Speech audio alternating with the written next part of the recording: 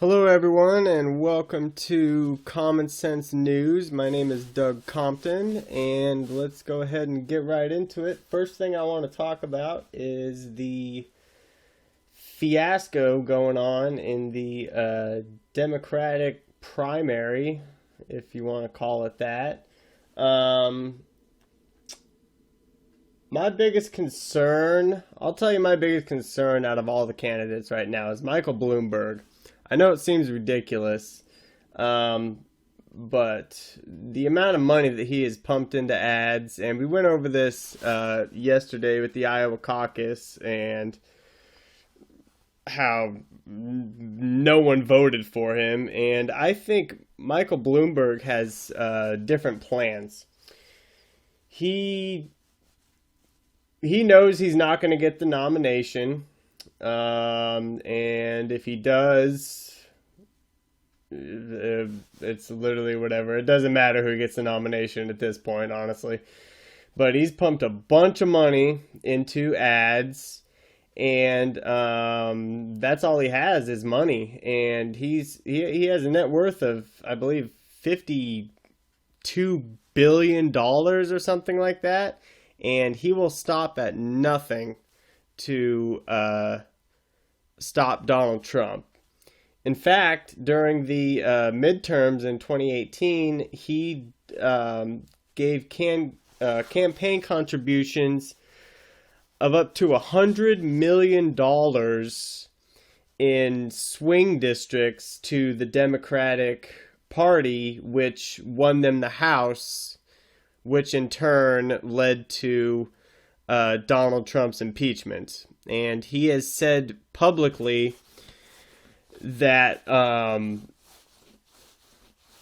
he's willing to do that again. He's willing to give $1 billion plus to whoever the nominee is, and he's going to stop at nothing to try to stop Donald Trump from winning re-election. Now, I think the relationship between Bloomberg and Trump is personal, I think, because they're both in the billionaires club, and Bloomberg's probably just a little bit jealous that Trump won the election and is doing a phenomenal job. But that's my biggest concern is what Bloomberg is going to do. With all this money that he has, and don't forget about super PACs too, you know. And he answers to no one but the DNC, and I think we've seen that quite a few times, especially with that fiasco with Bernie Sanders and Elizabeth Warren, where she said that. He said that a woman couldn't be president or whatever, just, more BS identity politics that no one really cares about. And, but they are all answering to the DNC. And Bernie's the only authentic candidate that they have, I mean, yeah, he's a communist, but he's the only authentic candidate that they have. He's the only one who means what he says, and I'm not saying he's telling the truth or anything, but he has been saying the same thing for decades. And besides Trump, he's the only candidate that has an army of supporters. So he could be the nominee, doesn't matter, but it just goes to show that the DNC is in 100% control, because Joe Biden should be the one that's going after Elizabeth Warren for lying. He should be the one that's going after Joe Biden for his corruption. I mean, he should be attacking his opponents on the stage, but he is not, because he is answering to the DNC. And that's going to backfire pretty badly. That's going to backfire pretty badly, just like it did in 2016. Except it's going to be even worse. So yeah, keep an eye on Michael Bloomberg. He's going to be pumping a lot of money into this, and we'll see what kind of effect it has. We'll see. I don't know. I really don't know, but it's something to look out for.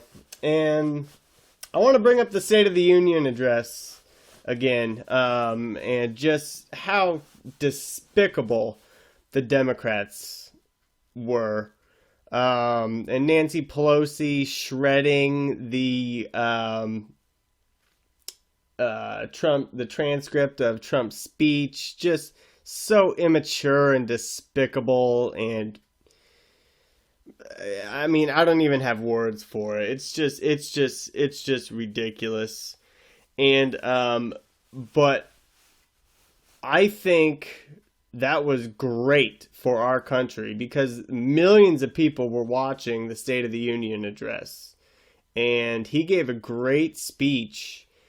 And I think the reaction of the Democrats during that speech really woke up a lot of people that, are Democrats or independents or just don't really quite pay attention. They're seeing this and they're like, what is going on? So I think that woke up a lot of people. That really, really did. So of course, yesterday Trump was acquitted. Headline in the Washington Post, of all news outlets, the headline was Trump is acquitted. And now that is over, the real fun begins. Like I talked about yesterday, Lindsey Graham has promised Maria Bartiromo and her audience that justice will be served. And I will be here every step of the way to keep you updated to what's going on with that. There are multiple investigations going on with Barr and Durham. The only reason you don't hear about them is because, unlike Comey and Mueller and all those crooked cops, they don't leak to the media. So they keep it under wraps, because if you leak to the media, then they they can go into hiding, they can come out and try to defend themselves, or do what they do best, try to pay someone off to get them a better plea deal or whatever the case may be. So but William Barr and Durham are on it. There's a lot of investigations. Huber, we have not heard from Huber in a long time. He was in charge. He's the Attorney General out of Utah, I believe. And he was put in charge of looking into the Hillary Clinton email scandal. And we have not heard from him in quite a while, but I'm willing to bet that we will, because like I said, they don't leak to the media. They do investigation like investigations are supposed to be done legally. Another thing I want to talk about is the economy. Now, numbers are good. Unemployment's very low. That's very good for the economy. It's good to have a tight labor force. It's good for wages. Price of gold has been steadily rising, which isn't necessarily a good thing, unless you own gold. But gold is a safe haven. Gold is it's an insurance policy. So when you see the price of gold going up, that means that the bigwigs, the people with money, are putting their money into gold, because they don't trust the markets, they don't trust the dollar for that matter, whatever the case may be. Speaking of the dollar, we have a really strong dollar, a very strong dollar. We have for a while, and Trump has been saying that he wants a weaker dollar. And the reason he's saying that is because it makes it a lot easier for trade. And I agree with him on that to some degree, but and Trump knows just as much as anybody from the libertarian type background that understands the monetary system that this economy can't last forever. I mean, eventually it's going to crash. And I think I would rather have nobody in charge except for Donald Trump when that happens. And but he wants a weaker dollar, and right now we have a very strong dollar. I mean, just look at what happened back in at the end of 2018. The Federal Reserve raised rates throughout the entire presidency of Obama. For the most part, rates were at 0% interest rates. Those are the Fed funds rates. As soon as Trump gets into office, they started slowly raising rates, and I think they got to about 2.25%. I want to say, don't quote me on that, about 2.25%. And look what happened to the stock market at the end of 2018. October, November, December, it tanked.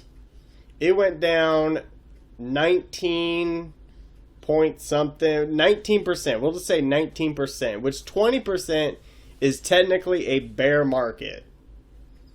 And it went down 19%. So we got close. And that didn't happen this last fall. And because they've kept the rates the same. And me personally, I want some. I think we're at about 1% interest rates right now, which is a good number because they need to keep interest rates at some level, because that's how banks make money. Not that I care that banks make money, but banks also hold all of my money, most of my money, so I don't want them to go under. But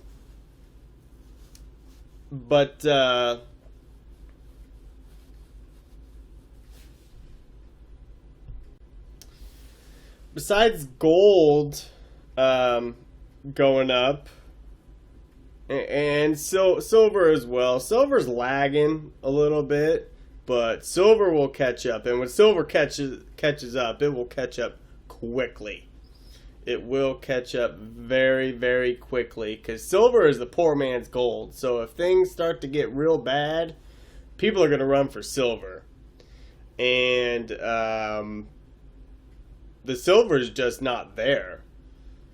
There's the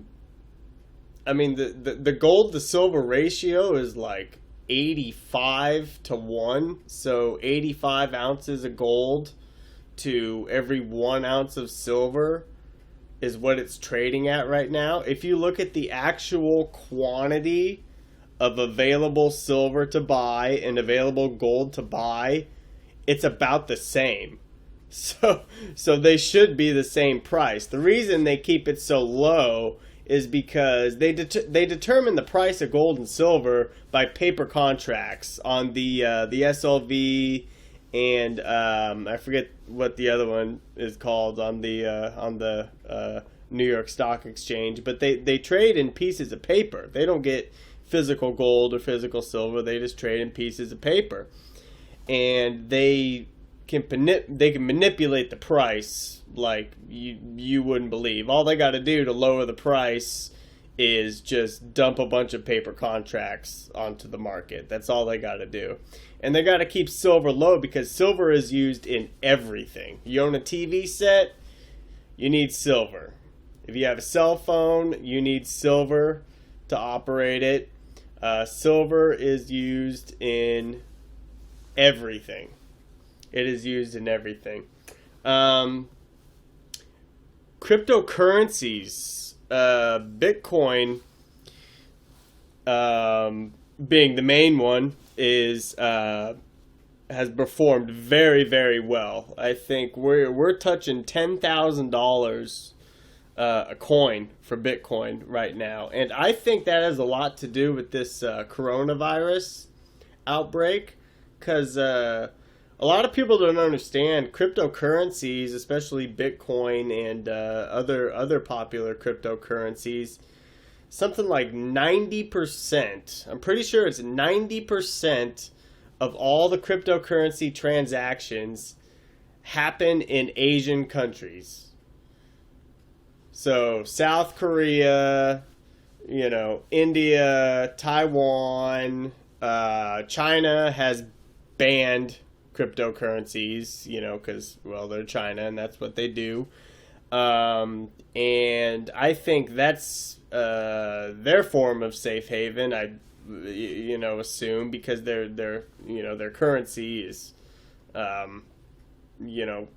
practically worthless to some degree. Some of them are good, some of them are okay, and gold is real expensive. But cryptos you don't have to buy, like gold, for instance. You don't have many options.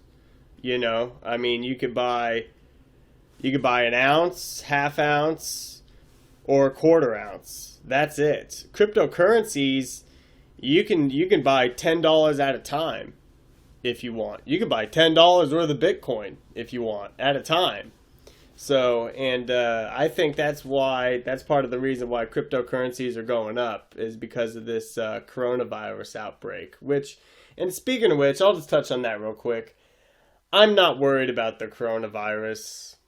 I'm really not. I think it's just a way for the media to just kind of create a scare tactic, just like they did with World War III, which I don't think is going on right now. It looks pretty calm outside my house. But I'm not worried about the coronavirus. I'm really not. The way I see it, we all meet the dirt one way or the other. Hey, if coronavirus takes me, it takes me. But I'm not worried about it. I'm not going to be one of those crazy people walking around wearing a mask, especially here in America. Maybe if I was in a place where there was a major outbreak, I would. But not here. It's just it's not something I'm worried about.